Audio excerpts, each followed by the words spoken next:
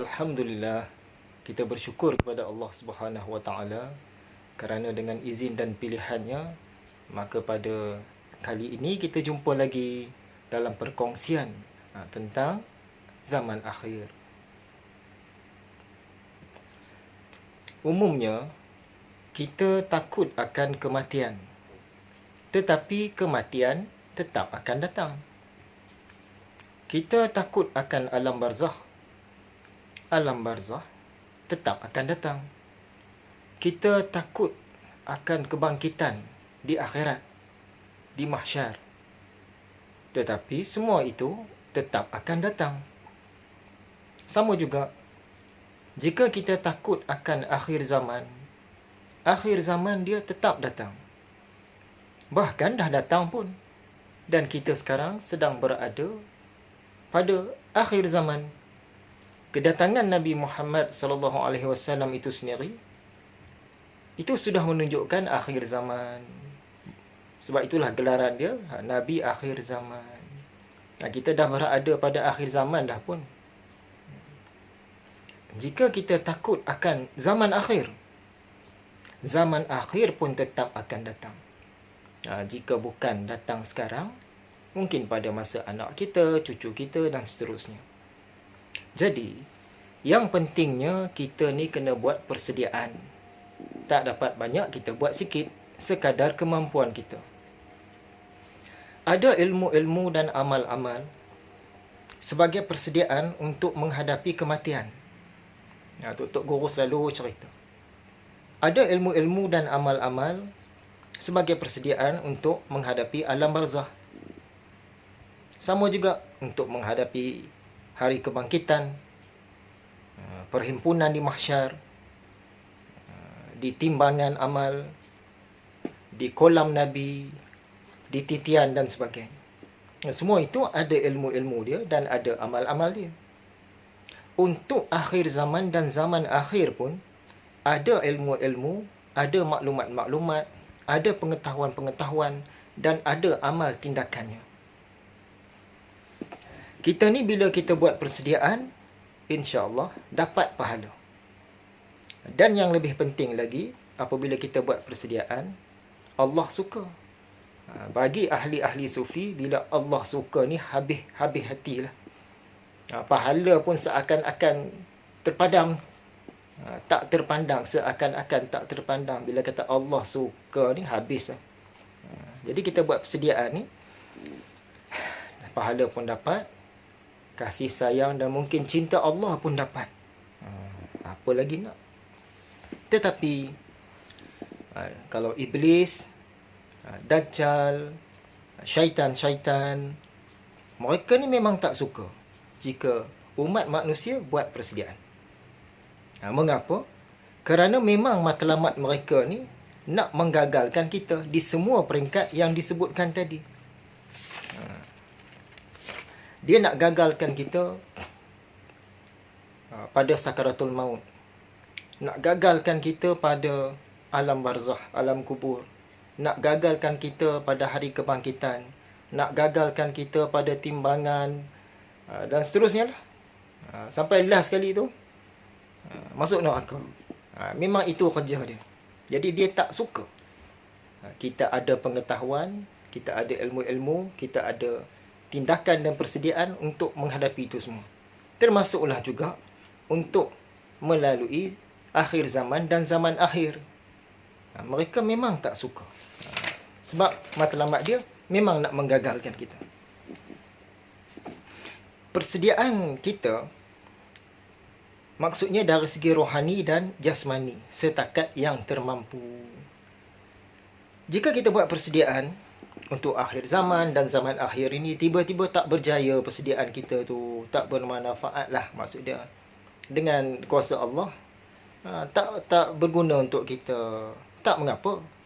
Kerana pahala dah dapat. Dan Allah suka pula. Apa lagi nak?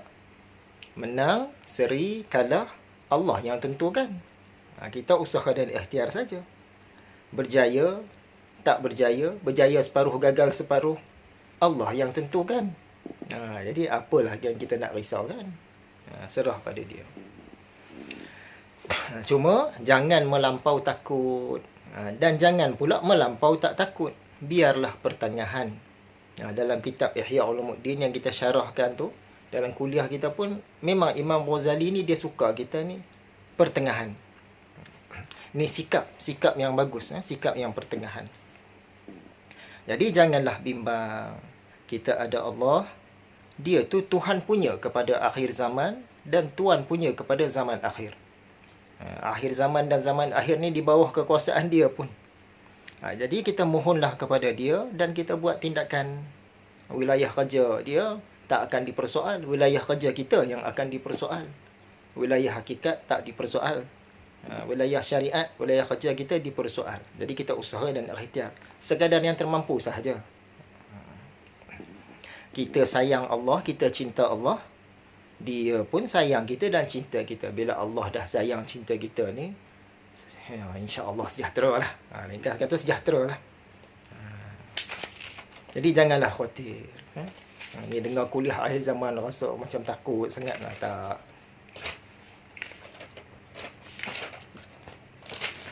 Yang mana dah kuliah ni? Sebab nota ni tulis bukan satu masa. Ingat tulis kan. Jadi dah berselerak ke sana sini dah. Okey. Ini ada satu perkara yang menarik juga.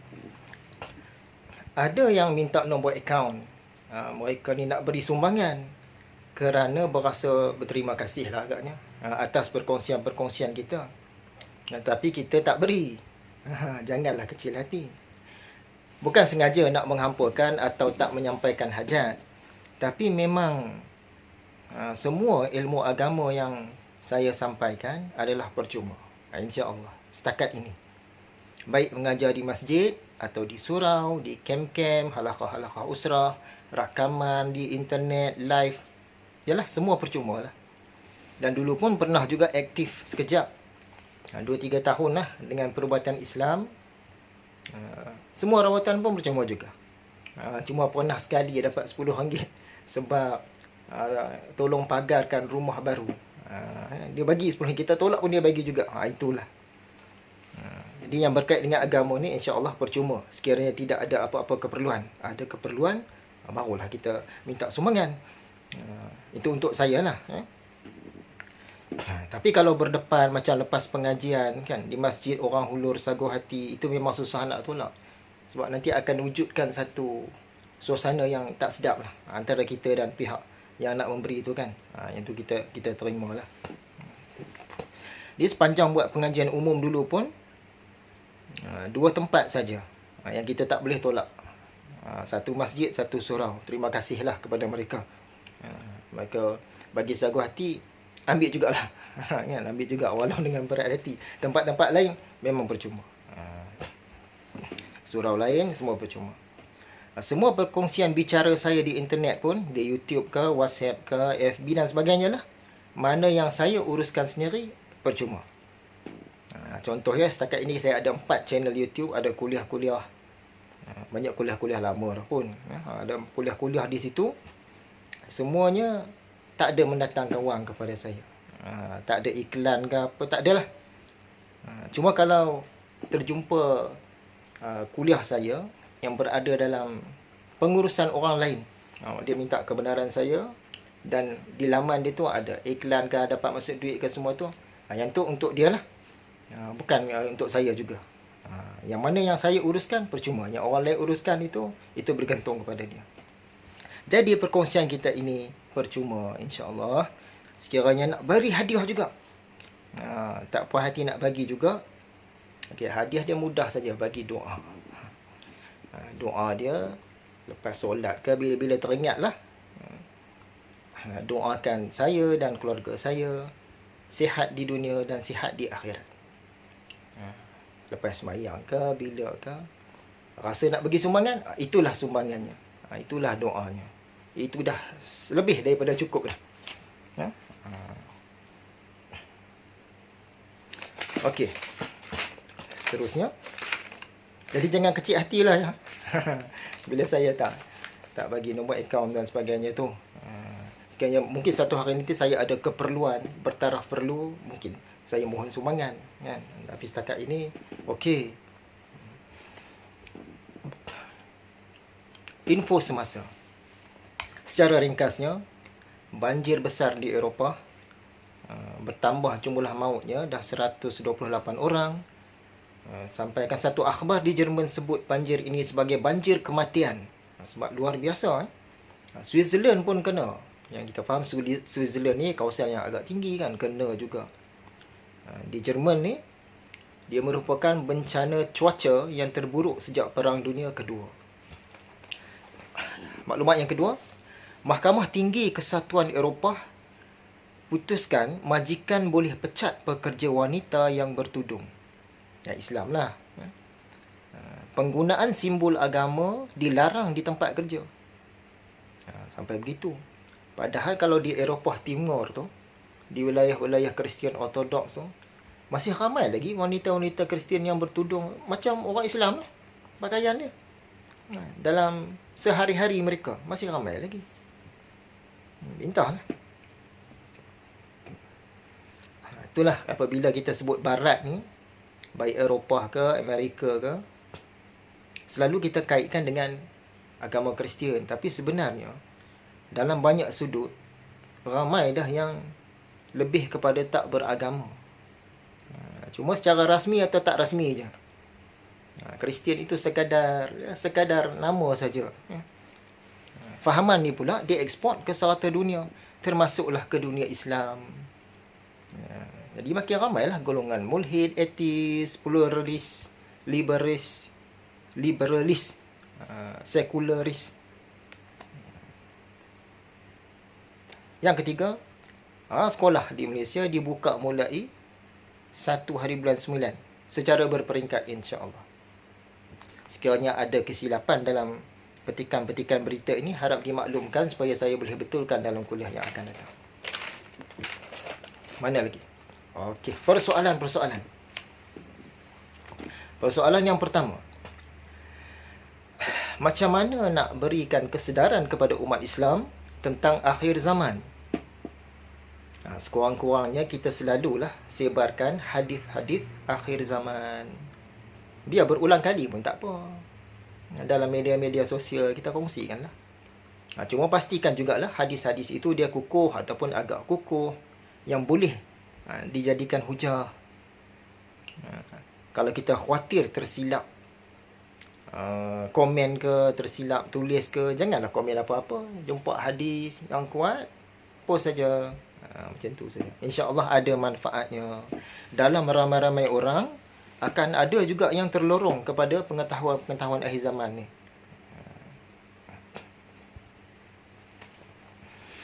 Yang kedua, ini soalan yang di luar kotak, di luar tempurung kelapa dan tempurung kepala. Soalan dia pelik tapi bagus juga kalau kita kongsikan. Adakah Imam Mahdi itu cyborg?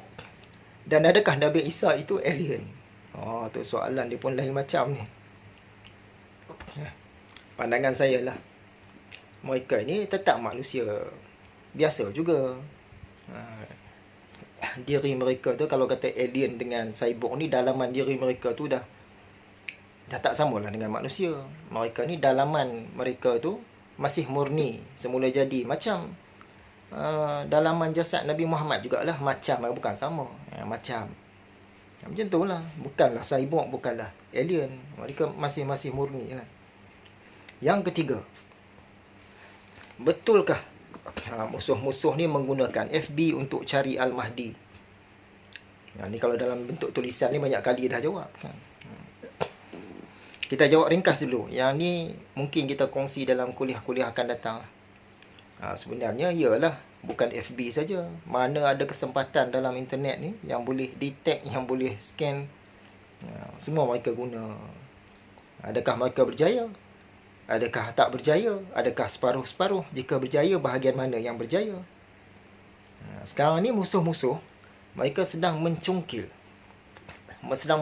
keluar Al-Mahdi dan juga bakal-bakal tentera dia ni. Mereka sedang mencungkil apa yang berlaku dalam dunia hari ini. Proses mereka nak mencungkil, mereka menyaring dan nak cungkil mereka ni keluar. Jadi setakat mana yang boleh terkeluar, nantilah kita share. Lain orang mungkin lain pandangan. Kalau pandangan kita lah, sekali kita upload gambar dalam media sosial ni, khususnya macam FB ke, selamanya lah ada di situ walaupun kita dah padam. Jadi eloklah jangan upload ataupun kurangkan upload ataupun padam. Bila padam ni kurang-kurang lambat sikit. Macam kita buat kunci lah. Rumah tak berkunci ni pencuri masuk terus je. Bila ada kunci ni, lambat sikit dia masuk. Sebab peranan kunci ni untuk melambatkan masuk, bukannya tak membolehkan masuk. Biarlah lambat sikit. Kalau kita padam tu, kita tak upload tu, lambatlah sikit. Orang nak detect. Jadi yang mana-mana yang menampakkan hubungan kita dengan keluarga di media-media ni, kalau boleh kurang-kurangkan lah. Boleh padam-padam lah. Sesuatu gambar tu kalau upload 3-4 kali gambar muka yang sama tu, mungkin dia detect lah. Gambar tu keluar di mana pun, dia dah tahulah siapa nama ni. Tapi kalau sekali dua tu mungkin tak lah. Jadi time-time hari raya ke nak naik gambar-gambar keluarga tu, tak apalah. Tapi kalau selalu masuk tu, sebab kita tak tahu generasi akan datang ni siapa-siapa. Boleh jadi anak kita ni, boleh jadi cucu kita ke. Tu termasuk dalam tentera-tentera Islam akhir zaman ke. Kita tak tahu. Sebab mereka tu boleh detect. Macam orang yang buat kuliah ni tak boleh nak menyerok lah. Muka kita keluar di mana pun dah detect nama kita siap dah. Cepat sungguh. Tapi sekurang-kurangnya kita masih boleh lindung ahli keluarga kita. Dan mungkin generasi kita yang akan datang. Dan mungkin dalam kalangan kawan-kawan kita pun ada pejuang-pejuang akhir zaman. Mana kita tahu kan? Jadi jangan tunjuk sangatlah kita punya hubungan tu. Terutama hubungan keluarga ke. Dalam media-media sosial ni jangan ditunjuk sangat. Sebab ada mata yang memerhati. Baik. Nota berselerak mana lagi? Okey. Sampailah kepada pengisian untuk kali ini. Batu kuning zaman akhir. Nama dia lain macam ni ya. Batu kuning. Sebenarnya kita bukan nak bicara tentang sebarang batu kuning, tetapi tentang Yellowstone. Yellowstone. Ada yang sudah tahu, tapi kita nak kongsi jugalah. Nak berkongsi tahu dengan mereka yang belum tahu. Apa itu Yellowstone? Yellowstone ni ialah satu taman negara di Amerika Syarikat. Di satu negeri bernama Wyoming. Ini tempat pelancongan lah. Dan tempat yang panas sekarang ni, yang kita cerita sebelum ni kan, di sebelah benua Amerika Utara, kawasan barat dia tu panas melampau. Yang Yellowstone ni dia dekat-dekat situ. Jadi nama dia Yellowstone National Park. Taman negara Yellowstone. Apa benda Yellowstone ni? Dia ini super volcano. Super volcano ni maksud dia gunung berapi raksasa. Bukan gunung berapi level besar macam Ultraman. Dia punya besar tu saiz Godzilla punya saiz. Sekadar perumpamaan lah, bahasa dalam. Super volcano. Sungguh pun begitu. Kalau kita tengok gambar-gambar dan video dia, taklah nampak macam gunung sangat walaupun dia berada di kawasan tanah tinggi. Jadi dia ni super volcano, gunung berapi raksasa. Dan dia masih aktif. Itu yang menggusarkan. Di sana selalu ada geyser. Geyser ni air pancuk air panas yang melonjak-lonjak tu kan. Terpancuk tu dengan wap sekali. Dan juga air panas dia tu berwarna-warni. Orang boleh datang melancong. Di bawah dia ataupun di dalam dia tu ada macam yang dalam gunung berapi lah. Di sana ada magma. Magma ni batu batan cair. Tapi sangat panas. Magma ni lava kah? Magma ni masa dia duduk di dalam tu, biasa orang sebut magma lah. Bila dia dah keluar tu, adalah sebuah sikit proses-proses dia kan. Dia jadi lava. Ringkas kata, lebih kurang sama lah. Masa dia di dalam magma, bila dia dah muntah keluar, itu lava. Jadi sebesar mana Yellowstone ni? Kalau kawasan panas dia tu, lebih kurang 70 km persegi. Sangat luas. 70 km persegi. Jadi kalau meletus tu, sebesar itu mungkin meletusnya. Dan jika dia meletus, setakat yang saya baca-baca, dikatakan 2,500 kali lebih kuat daripada letusan gunung berapi St. Helens yang juga di Amerika Syarikat. Memang kuat sungguhlah. Dalam kajian manusia, Yellowstone ni pernah meletus 3 kali. Yang pertama 21 juta tahun yang lalu. Oi, lama dah. Yang kedua 1,3 juta tahun yang lalu. Dan yang terkini 640,000 tahun yang lalu. Ini kajian, betul tidak? Wallahualam. Sekiranya ia meletus, sekurang-kurangnya sekarang paling minima separuh daripada Amerika Syarikat itu habis. Tak boleh dihuni dah pun. Tak boleh diduduki dah. Jutaan orang akan mati, sama ada secara segera ataupun secara bertempoh. Sehari lepas tu, sebulan lepas tu, setahun lepas tu, disebabkan kesan-kesan dia. Gasnya panas 1000 darjah Celsius. Sekiranya ia meletus, ia akan menjadi volcanic winter. Cuaca di sana berubah sebab dah terhalang dah. Jadi gelap, jadi berdebu. Matahari tak sampai ke bumi. Cahaya matahari terhalang. Dia punya partikel-partikel halus dia dan tajam akan masuk ke dalam sungai, tasik dan lautan.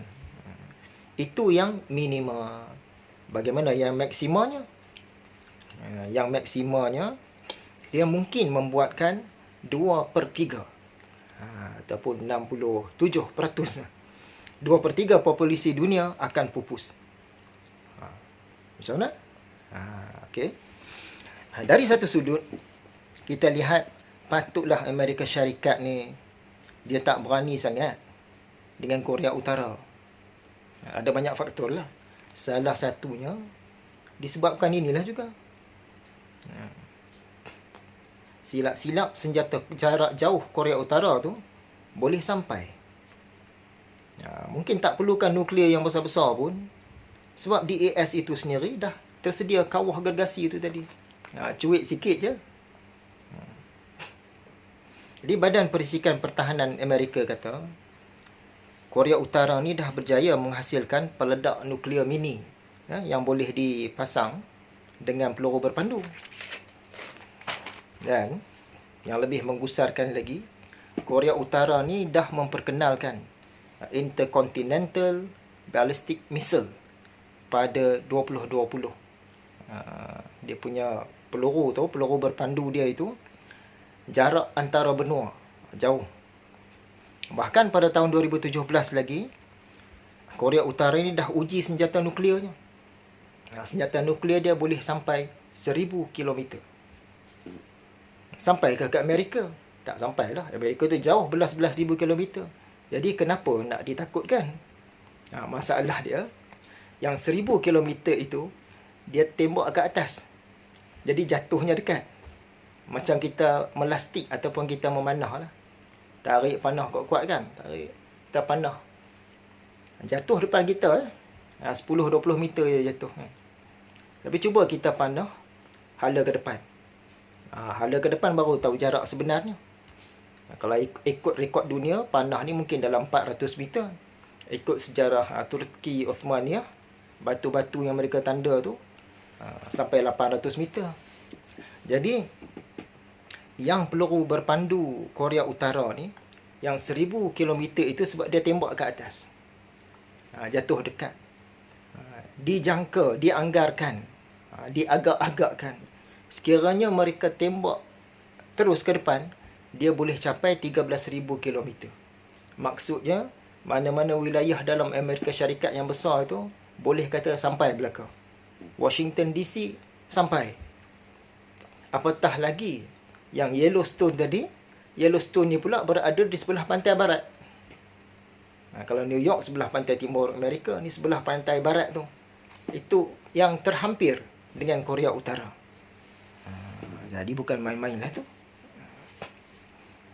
Ya, khabarnya, kalau Korea Utara melancarkan peluru berpandu, nak sampai ke Amerika tu dalam masa 30 minit sahaja. Nah, itulah. Kita duk rasa Amerika Syarikat ni satu negara yang sangat luas, lagi aman, satu negara baru lah. New Jerusalem dan macam-macam nama lah ada kat situ. Selamat daripada perang. Tak ada militan di kawasan pegunungan tu, ada militan. Jadi sekali imbas tengok, negara yang selamat lah. Taklah macam di Asia Barat ni, perang saja. Sana sonok, seolah-olah semua nak pergi duduk di sana. Tapi kita kena ingat, di sana sudah sedia ada Yellowstone. Sebenarnya, tak payah kena serang pun. Amerika Syarikat ni sepatutnya cemas. Bagi orang-orang yang sedia maklum, mereka cemas lah. Sebab di sana, ada banyak projek-projek bawah tanah. Terowong-terowong, sama ada digunakan untuk kajian, atau untuk persediaan-persediaan perang dunia dan sebagainya lah. Yang aktiviti-aktiviti dalam terowong-terowong bawah tanah apa ni dah sering mengganggu dah Yellowstone tu. Jadi tak mustahil dia tu boleh meletus. Wallahu a'lam. Dan dalam hadis-hadis akhir zaman pun ada cerita kan rasanya tentang gempa di timur, gempa di barat. Berkait dengan Yellowstone ni ke tidak, kita pun tak tahu. Tapi kita ambil sebagai ilmu dulu. InsyaAllah akan datang dalam kuliah seterusnya, kita akan sembang tentang yang berkait dengan Yellowstone juga, tetapi bukan tentang Yellowstone, insyaAllah.